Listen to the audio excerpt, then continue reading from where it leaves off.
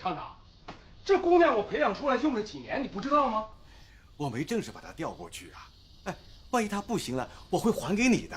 不是，哎，你以为我们车间那是垃圾站是不是？你想要就要，想丢就丢。那万一她要行呢？那你还不还我了是不是？不是这个意思，不是这个意思。行了，你们别争了。你听我说，你说咱们工会这个通讯写作组成立4年了吧？就3篇文章见报，这叫什么效率啊？啊，这个姑娘有这个能耐，你说换别人干得了吗？不是，咱们这我不是上纲上线啊，这是意识形态的问题。厂里希望你们车间配合一下。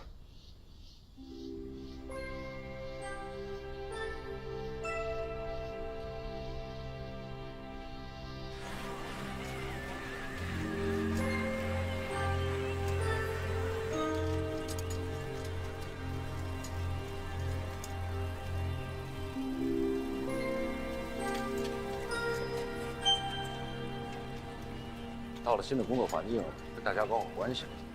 我知道，你回去吧。那我走了啊。哎，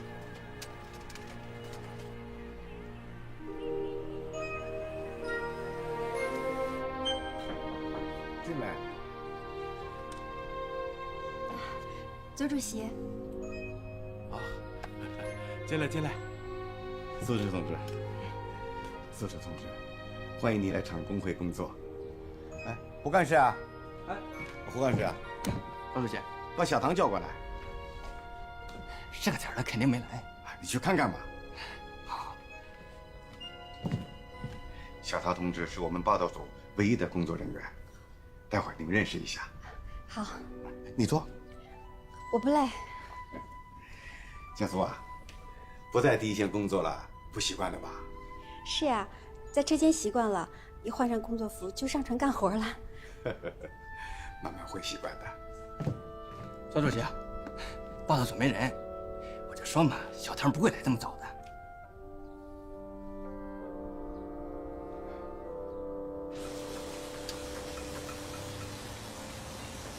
周师傅，周师傅啊，就你一个人啊？你爱人呢？哦，借调到工会去了。工会？不会是因为发表文章的事情吧？哼。说实话，我第一次看到小智能写文章啊，我就想，你们这地儿肯定留不住他。这不，工会工作就是坐办公室，而且可以穿裙子上班，哪像我们啊，整天搞一身臭汗。行了，赶紧忙去吧。哎。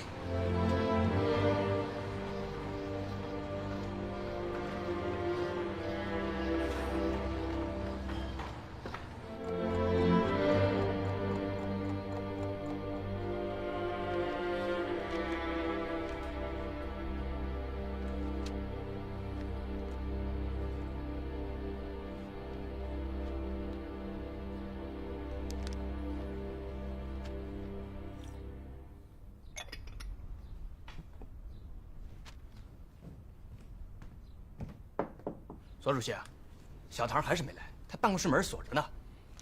太不像话了，都几点了？哎，小唐啊，左主席正找你。进来。哦，左主席，找我什么事儿？都几点了？哎呀，刚才走在路上，那个车链子又掉了，所以修了半天，给耽误了。车链子掉了，你这手很干净嘛，一点油污都没有。不是，我刚才已经在洗手间洗过了。你赶紧忙你的啊！好了好了啊，我给你介绍一下啊，这苏轼同志，你应该认识吧？技术比赛的亚军呢。哦，认识。哎呀，很厉害的。他最近写了一篇关于我们厂有这样一个女工的报道，《劳动周报》都登了，你没看？啊，《劳动周报》是啊，《劳动周报》我们不会没订吧？啊，不，定了。我只不过就是这2天母亲那个身体不舒服，所以在家只照顾她了，没顾得上看。先别说了，我把苏轼同志补充到你们的报道组来，你们一起工作，一会儿就去领张办公桌。啊，好，是这样，苏轼同志，我有件事儿想找主席，你回避一下。有事儿回头再说。苏州同志交给你以后，你要好好的照顾。嗯，小苏啊，你跟着他，以后你由他安排。行。嗯。挺沉的吧？啊？还行。哎，你把重心往前推，往前推。哎，对，哎，到了。你先去。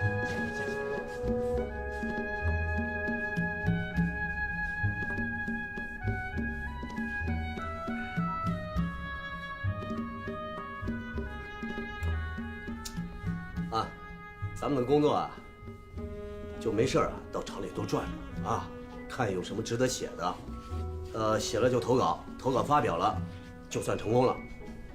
哎，写作方面不用我教你吧？这些东西这两天好好看看，武装思想啊。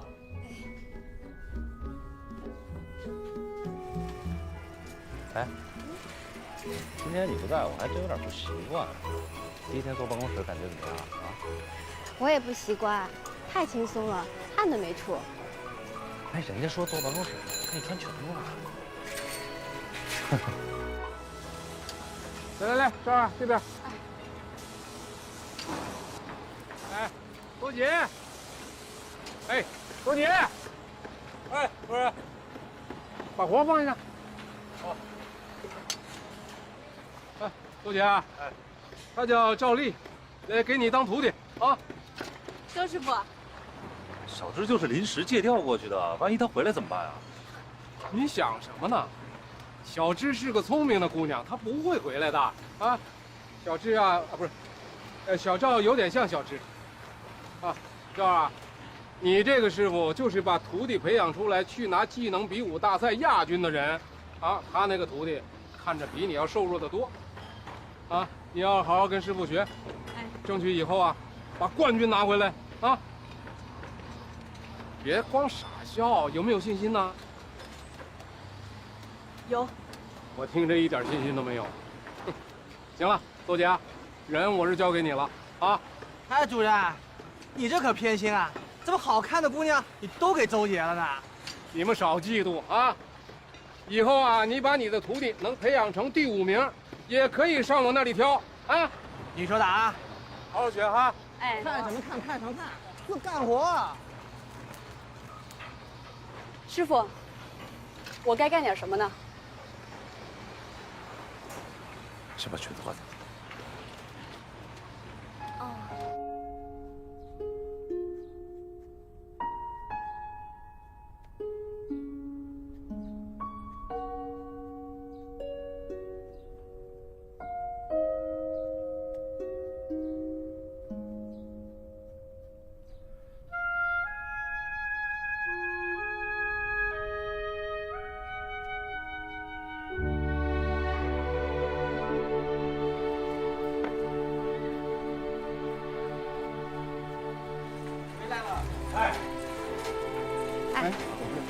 你儿子就下班回来了。我儿媳妇啊，现在是干部了，坐办公室了。真的，坐办公室了？那是干部了？那当然。那是什么时候的事啊？没几天，就是报上刊登他的文章以后。可以，有出息啊！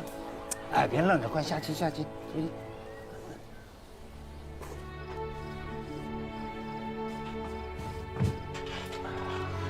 你那个徒弟今天表现怎么样啊？你可别提他了。师傅，这个我干不了，师傅那个我也干不了。你说他不干，他怎么知道他干不了啊？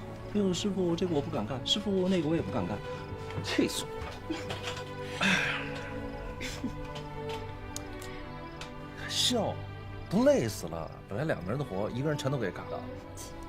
哎，你以为那徒弟个个都跟我一样那么好带啊？哟，你以为你刚来的时候跟他差多少啊？啊？哎，今天你领导对你怎么样啊？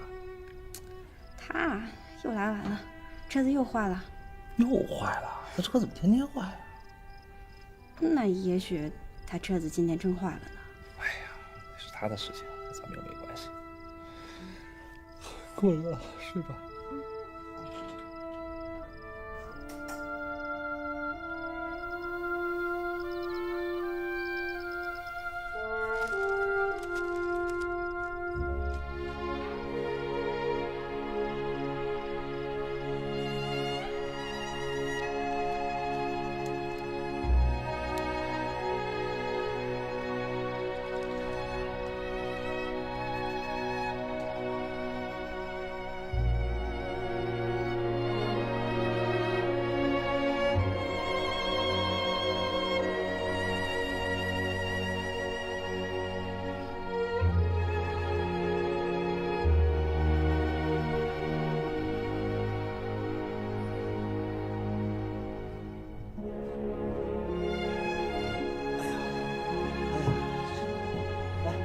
查岗吗？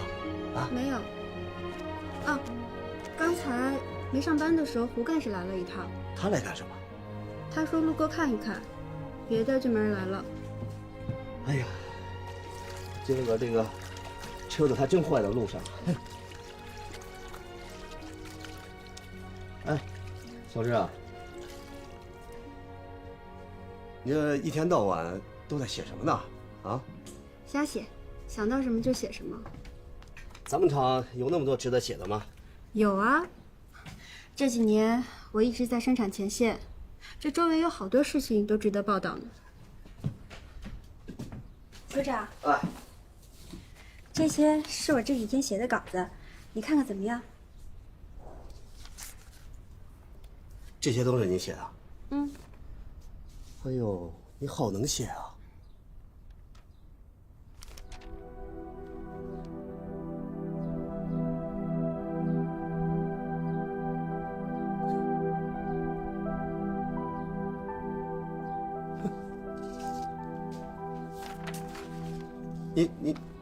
你准备拿这些去投稿啊？不行吗？啊，行，可以。哎呀，没问题。不过，哎，这个我说了也不算，这得报社的编辑说了才算啊。小志同志啊，我对你这种敬业的精神是由衷的佩服啊！啊，你去吧，去吧啊！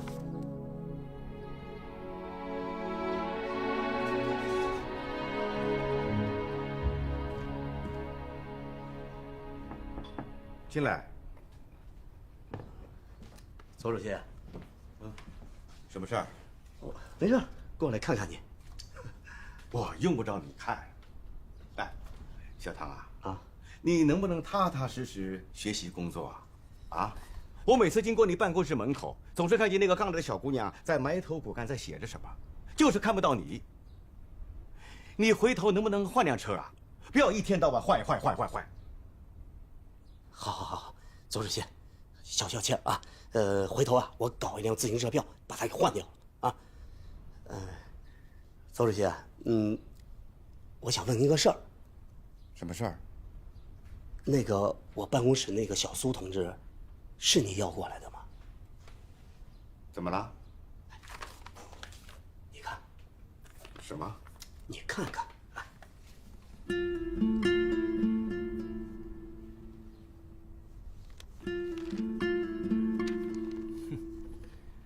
这是哪个车间的工人投的稿啊？这就是小苏同志写的。他不可能是这个水准呐，这是小学生的写作水平啊！上次在《劳动周报》登的文章写得不错的。是啊，所以我就怀疑这篇文章是不是他写的。那篇文章肯定是他写的，只有他们工友之间才会那么了解，署名也是他呀。那你说这篇文章怎么解释嘛？现在的关键，不是我们能看上不能看上，要是人家编辑能看上的。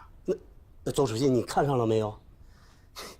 主席，你把报社编辑都说成什么水平了？好坏都不分了啊！就这样的水平都能上报啊？哎，邹主席，咱就事论事啊！如果他这水平的东西能上报，我堂子倒着写。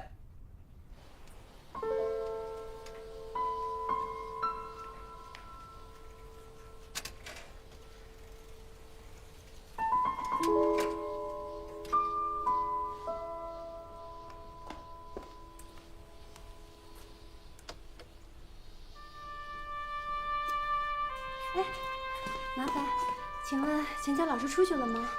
现在下班了，你到宿舍找他吧。那他宿舍在哪？这边拐个曲折了头就是。哎呀，谢谢啊。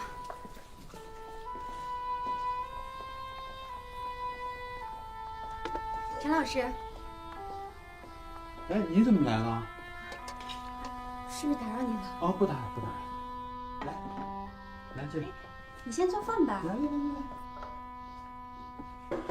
走。吃饭了吗？还没。还没吃呢。嗯。我本来想热一些剩饭对付的，既然你也没吃，我也就不凑合了。在这个弄堂口啊，有一个饭馆，刚开的，味道不错，我们到那儿去吃吧。我不吃饭，我一会儿就回去了。哎呀，来了就别客气了啊！陈老师，不用了。听我安排。走。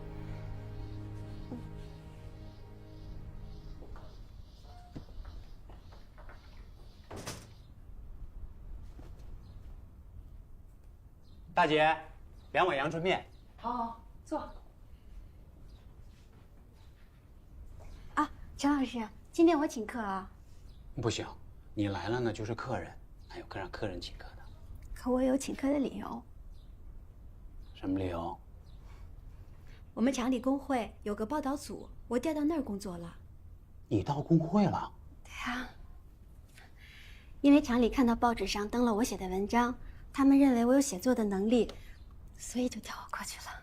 这是好事啊，恭喜你。对了，我们得庆贺一下吧？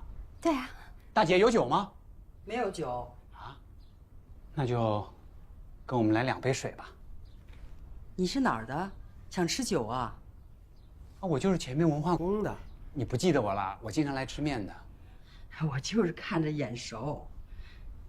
哎，我这里有一瓶黄酒。太好了。 3块钱。啊？没关系，我请客。哦不，还是我来吧。3块钱就3块钱，帮我热一下，放一些话梅。热一下可以，没有话梅。啊？你就热一下。哦，先不要下面，先给我们炒2个菜吧。哎呀，我们这儿没有炒菜。啊？那个，我给你搞2个凉菜，烤麸和雪菜黄豆，怎么样？好的，谢谢大姐。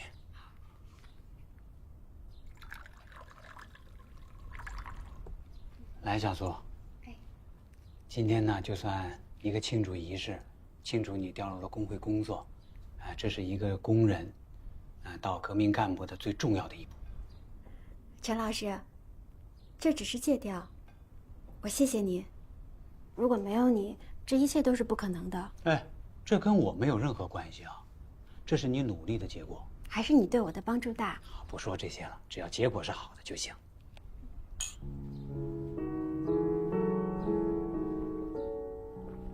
慢慢喝。陈老师，这个是我这2天写的。哦，你看一看。我们工会主席说，只要见了报啊，我就可以正式调过来了。是吧？嗯。你先吃饭吧。啊，好。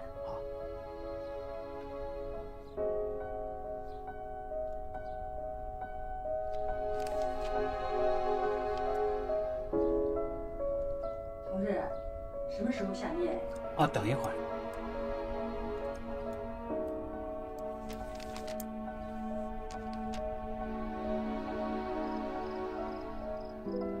因为厂里看到报纸上登了我写的文章，他们认为我有写作的能力，所以就调我过去了。陈老师，这只是借调，我谢谢你。如果没有你，这一切都是不可能的。我们工会主席说，只要见了报啊，我就可以正式调过来了。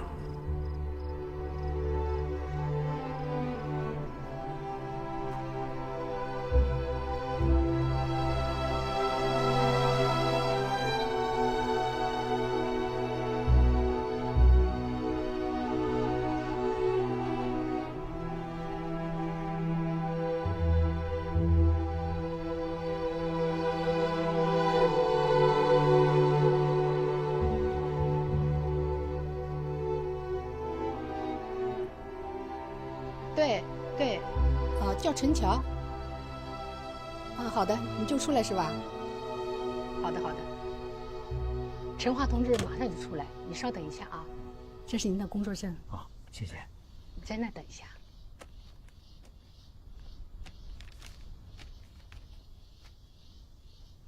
这代表人呢？在那呢。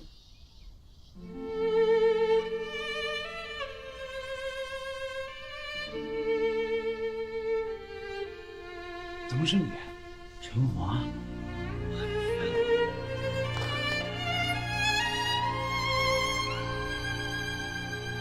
真巧，真巧。是我现在的名字。什么时候会上来的？说来话长了。走走走，到我那儿去。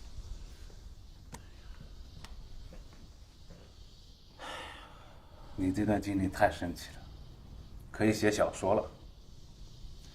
你说你回来怎么也不联系？我是谁也没联系。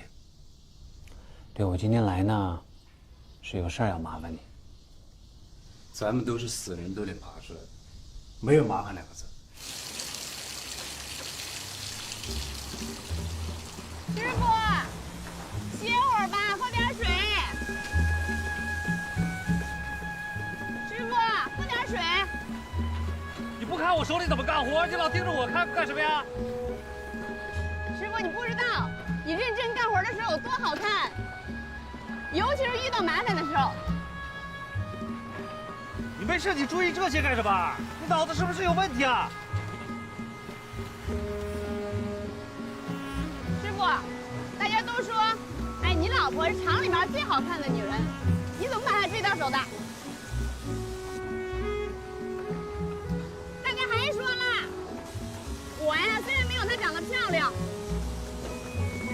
但是我比她个儿高啊，师傅，你喜欢个儿高一点的吗？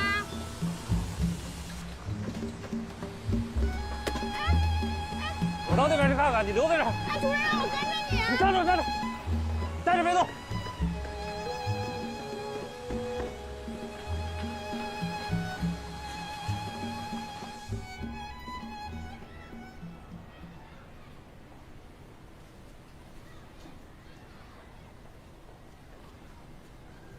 老陈，往哪儿看呢？最近你总是躲着我，难道你能躲我一辈子呀？哪里？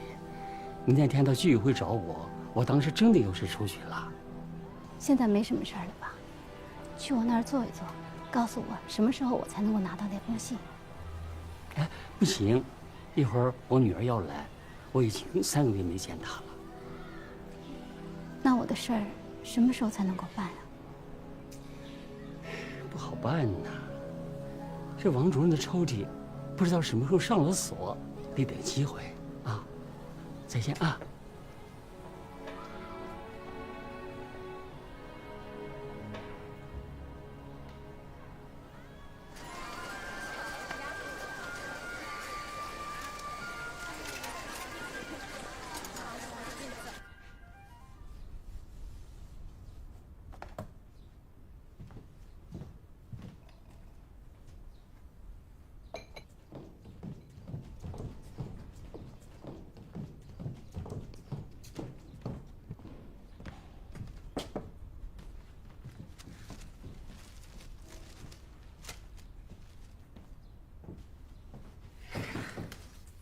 请进。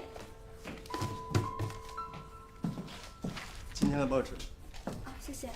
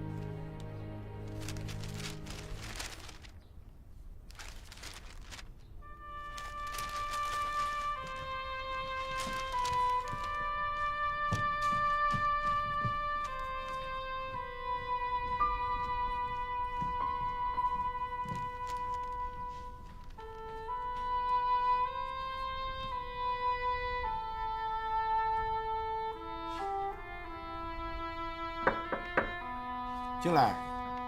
老主席啊，小胡啊，那个小姑娘又在报纸上发表了一篇文章。哦，什么报纸啊？哪天的？今天的《上海日报》。哎，你这儿，我怎么没看见？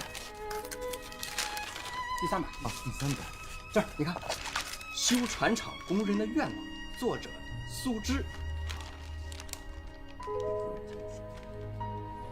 哎，小唐，你来，你来。怎么了？看报纸，你们部门的小姑娘是真厉害，《上海日报》也登了她的文章了。不可能啊！这《上海日报》也太没水平了吧？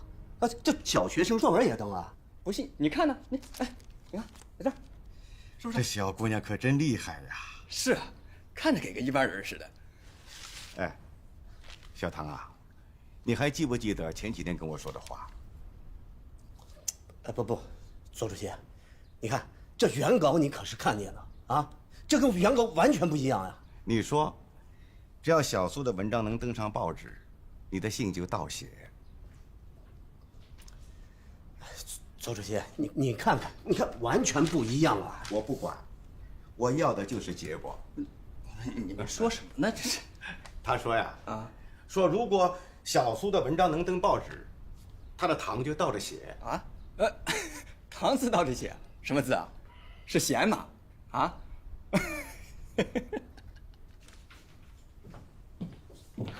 组长，你来了。来了。哎，你看了今天的《上海日报》吗？看了，不就是你发表在《上海日报》那篇文章吗？你已经看了？左主席办公室看的，他这会儿老人家正在那看着那篇文章乐呵呢。哎，小苏同志，你本事够大的啊！那篇原稿我可是看过的啊，当初啊看的时候也就一篇小学生作文水平，甚至连小学生水平都不如。你是怎么搞的？啊，发表了以后就变成另外一篇文章了，署名还是你啊？你敢承认那是你写的吗？你敢承认吗？小唐，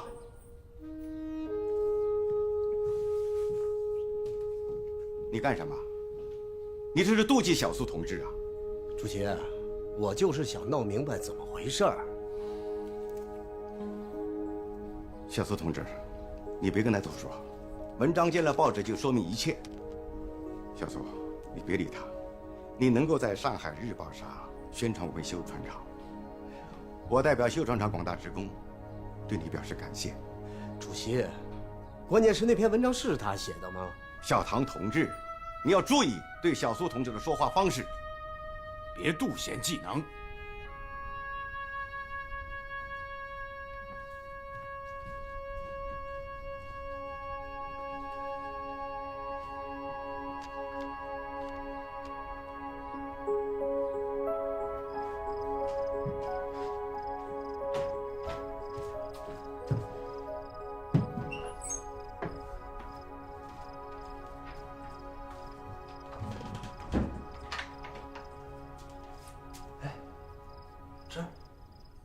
你怎么了？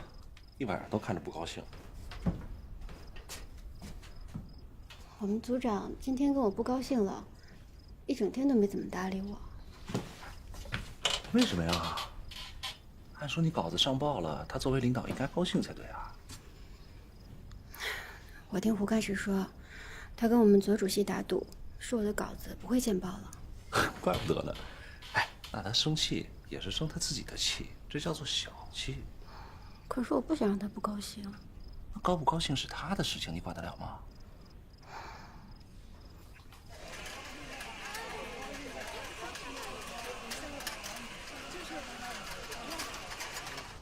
哎，左主席好。哎，好。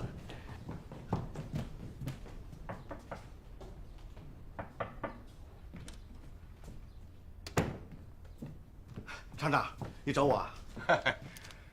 今天的新闻日报你看了吧？当然了，第2版，我热爱我们的修船厂，作者苏芝。我就是为这事儿找你来的。来，坐。老左啊，你看这个小姑娘啊，前天在上海日报登了一篇叫《修船厂工人的愿望》，今天又在这个新闻日报上登载了“我爱我的修船厂”。她到你们工会才2个星期吧？是啊，这就已经2篇文章了。你说这叫什么效率？是啊，小苏这小姑娘实在是太厉害了。报道组成立了3年了，还没发表过几篇文章呢。可是他来工会才2星期，就发表了2篇文章，这是要创造奇迹呀！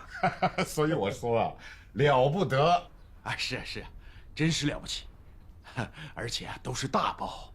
那老左啊，人家这个小姑娘给你们工会贴了这么大的金，你有什么表示啊？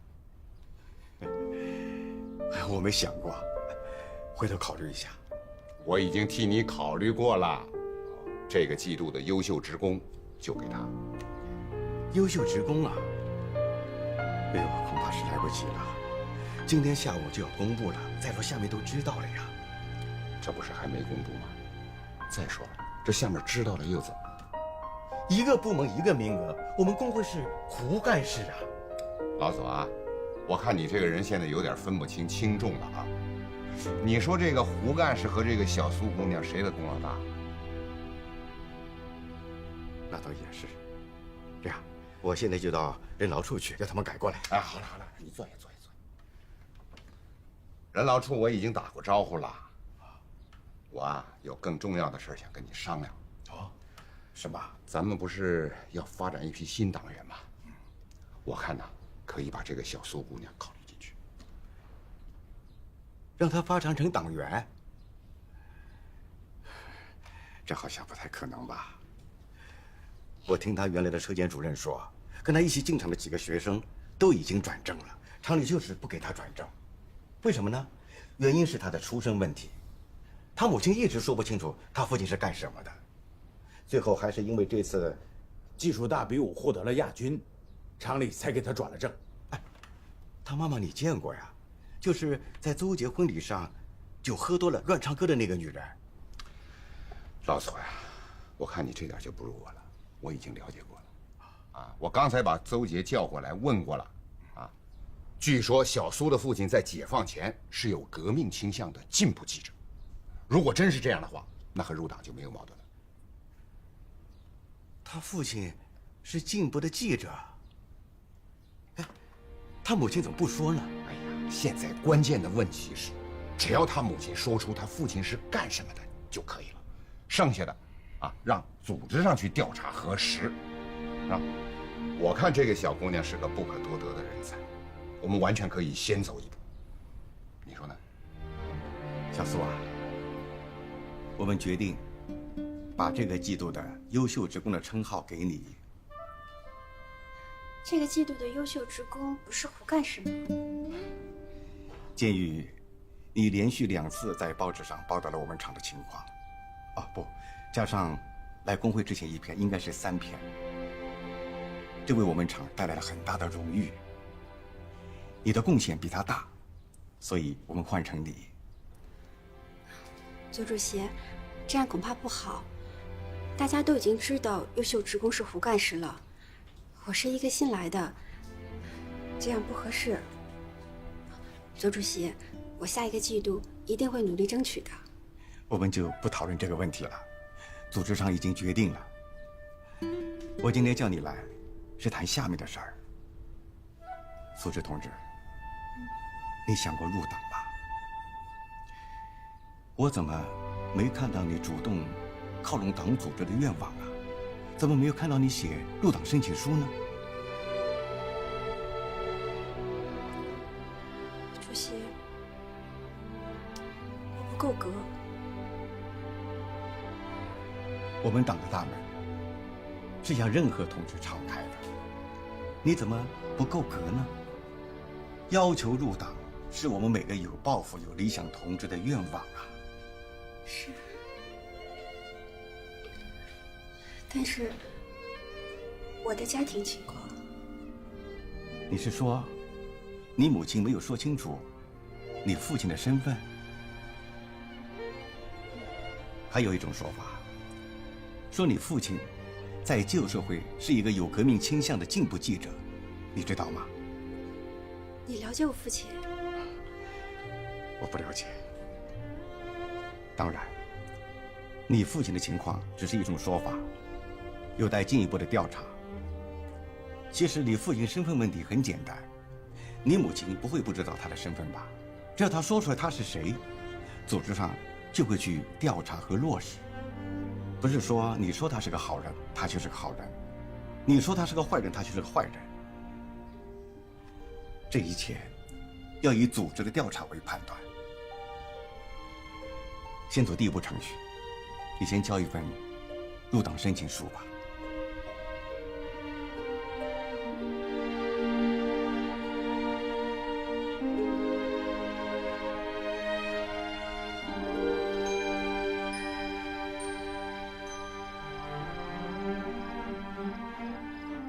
还有一种说法，说你父亲在旧社会是一个有革命倾向的进步记者。其实你父亲身份问题很简单，你母亲不会不知道他的身份吧？只要他说出来他是谁，组织上就会去调查和落实。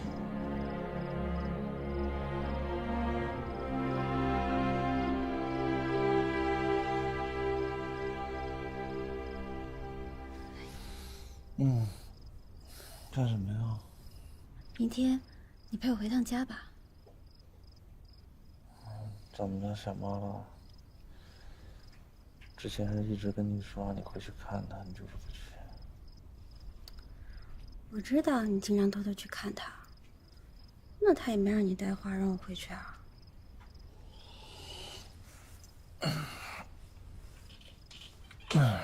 那你怎么明天想起来要回去了？我们主席今天找我谈话了，说让我写入党申请书。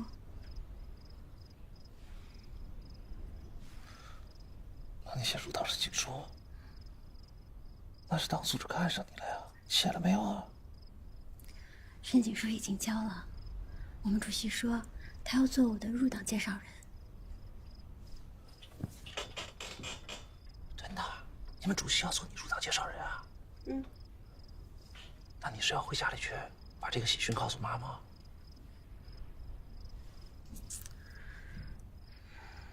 我是想让他告诉我爸到底是谁。那妈她能讲吗？他不讲也得讲，他不用告诉我爸是好是坏，他只要告诉我是谁就行。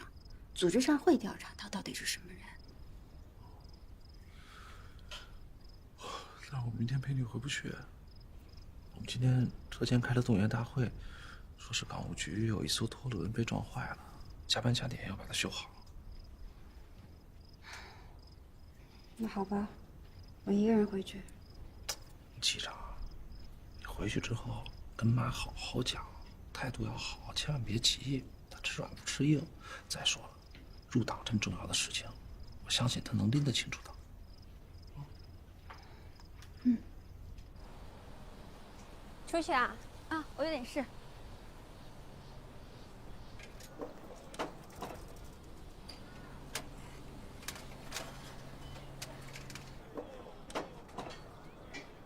王大姐，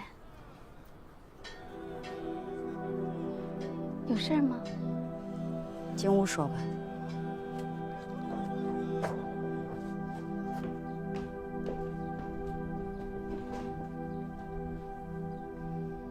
你坐下。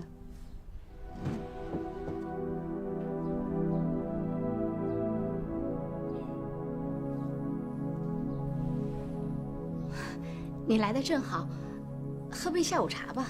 行了，你别忙了，我不渴。不是让你喝茶，是让你品茶。你一个人在家里搞小资情调，还蛮重的。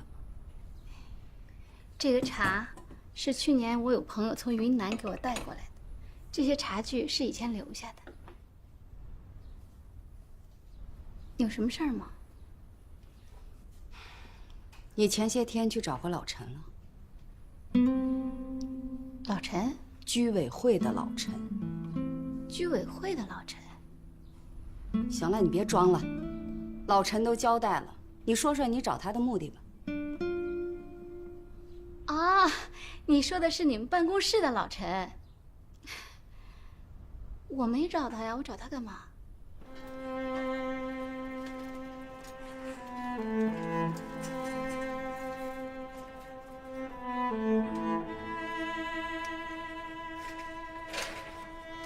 哎，小志，哎，好久没看见你了，回来看你妈。啊，是。